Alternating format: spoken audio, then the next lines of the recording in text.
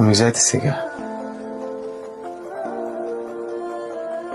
ভালো থেকো বন্ধু।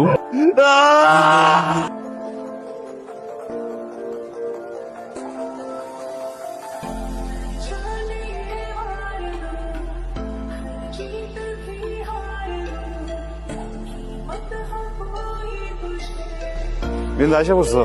তোমার চাচা মানুষদের তলপারে চাষার জন্য না এসে উপায় আছে? এমন একটা জায়গায় বাড়ি নিচে যে গাড়ি পর্যন্ত ঢুকে না, আবার পাগলে থাকে। মাই আসে না কেন? মাই আসে না। ঠিক আছে, গোবর বলবো না, চলো।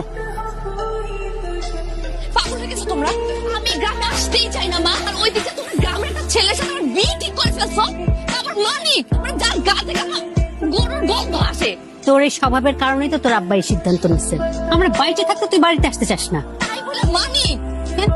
মানিক খারাপ কি? শিক্ষিত পোলা। শহরে থাকে একটা মেয়ে, মা আমার সাথে মানিকে কোন দিক দেওয়া যায়? আমি কিন্তু তোমাদের কারো কথা শুনবো না। তোমরা যদি তারপর আমাকে জোর করছো না, আমি কিন্তু বিষ খাবো। আমার বিষ খাবা? এই নাও বিষ, হয় তুমি খাও নাহলে আমি খাই। এটাই আমার সিদ্ধান্ত চূড়ান্ত। আজকেই বিয়ে। জানতাম। আরে নতুন ভাবি যে, আসসালামু আলাইকুম। কিসের ভাবি? খারাপ। সত্যি করে কত আমারে, তুমি সবকিছু জানতা না? এর জন্য তো রাস্তায় দাঁড়াচ্ছিল গরু নিয়ে না আমার জন্য?